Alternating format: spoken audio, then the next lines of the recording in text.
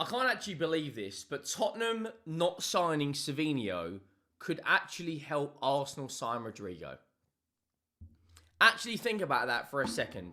We miss out on one of our top transfer targets, and Arsenal go out and sign the guy they've been looking at trying to sign for months. Rodrigo has been on Arsenal's radar for, I want to say, over a year now. Tottenham have recently looked at Savinho, and according to Fabio Romano, someone is trying to block the move. Manchester City want to hold on to Savinho. City fans don't agree with this because they want Rodrygo. Tottenham fans are pissed because we're not going to sign Savinho. And Arsenal are just playing. They're not playing 4D chess, but they're just watching the fireworks. Is that the same, watching the fireworks go over? You know what I'm trying to say. Arsenal could benefit from this massively. Make sure you go down, drop a like on the video if you haven't already. We recently just hit 74,000 subscribers. And 93% of you still watch the content on a daily basis and have not subscribed. So please go down and hit that subscribe button and let me know your thoughts. We're going to jump straight into Romano. This is coming out from City Report, right? So, according to Fabrizio Romano, there is a very important figure within the Manchester City hierarchy blocking Savinho's move to Tottenham after seeing Cole Palmer's move to Chelsea as a lost opportunity. Now, this is a domino effect massively, right? Because we all know that Manchester City have wanted Rodrigo for a little while now, as well as Arsenal want Rodrigo. Now, Fabrizio Romano has gone on to say that now, Guillem, Balagay, the Spanish reporter, has said, now City have decided to keep Savinho, the option for Rodrigo going to City is over. Rodrigo has not told Real Madrid he wants to leave, and there has been zero offers for him at this point from City. Real Madrid are asking for 100 million euros, but closer to the end of the market, they would accept 60 to 70 million euros. But as it stands, nobody expects him to leave.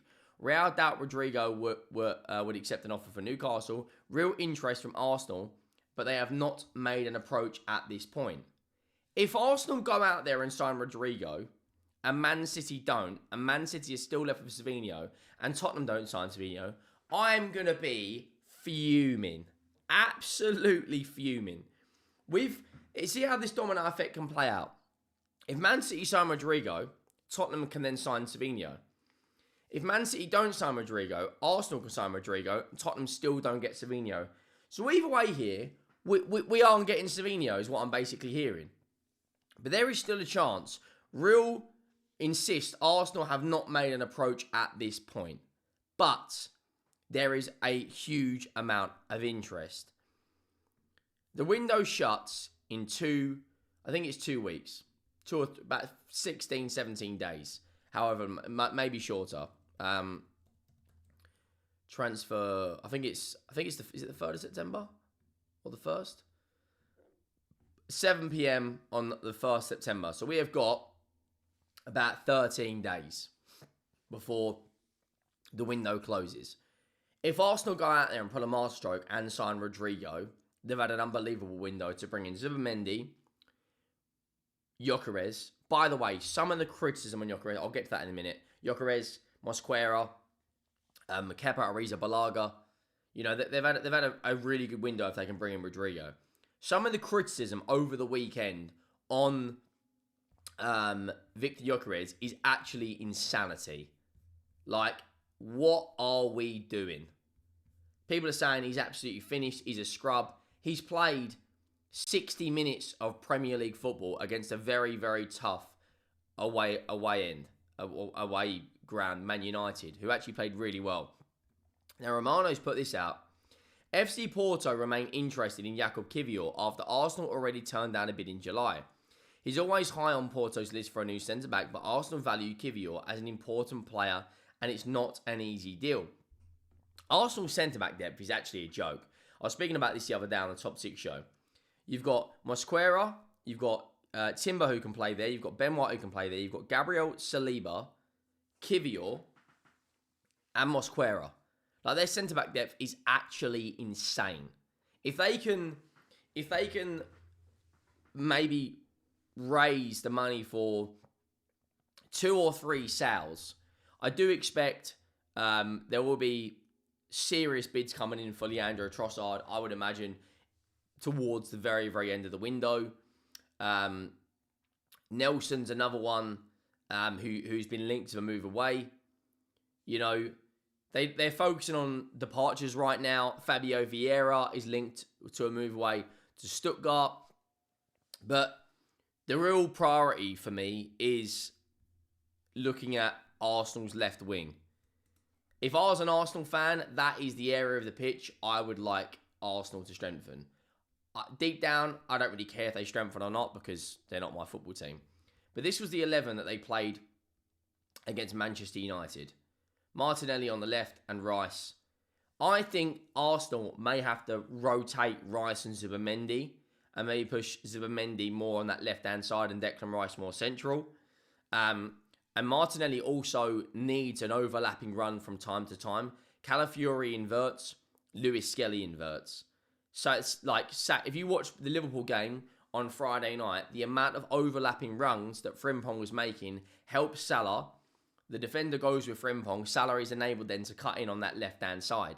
I think Arsenal are crying out for them overlapping runs.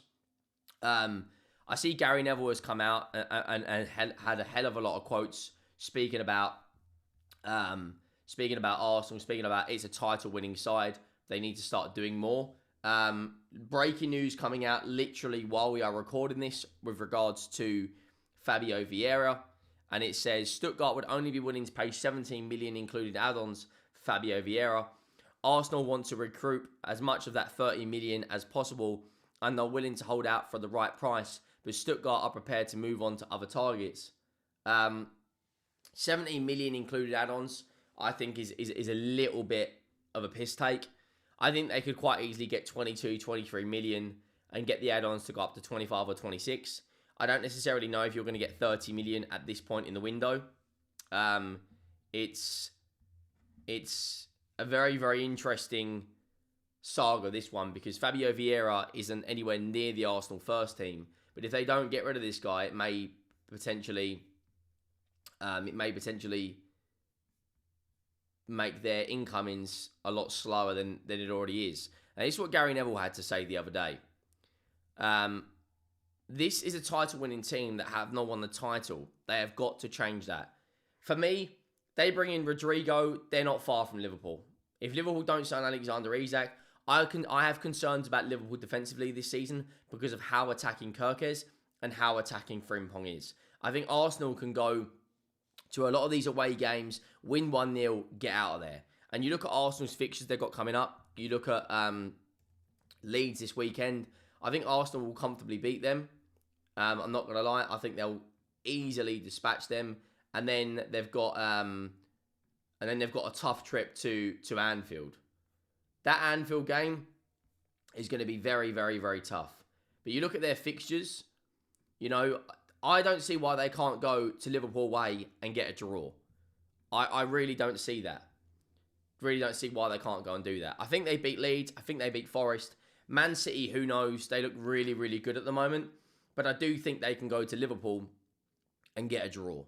I'm still backing Liverpool to win the league. They're my favourites, and I think they should be a lot of people's favourites.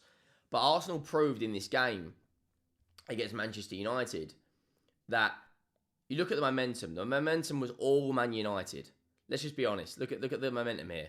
It was all Manchester United. But they proved they have what it takes to go to these tough away games and come out there and keep a clean sheet. You think back to the Etihad last year where they played against Manchester City. They were only a handful of seconds away from winning with 10 men. Like, Calafiori also scored in that game as well. So, I think Arsenal, if they bring in a left winger, I don't think they're going to get Eberechi Eze over the line now. I think he's more likely to join us. But if they bring in a top left winger, I think they can really push Liverpool all the way this year. All the way. And I stand by that because Liverpool have two very, very attacking fullbacks. And if they don't find a way to work, I know obviously they will once they bring Gravenberch in. But if they don't, it opens up the door for Arsenal, especially if they go out and sign a left winger. Let me know your thoughts. Make sure you drop a like. Make sure you do that subscribe button. I'll be back with some more transfer news later on today. and I'll see you next time.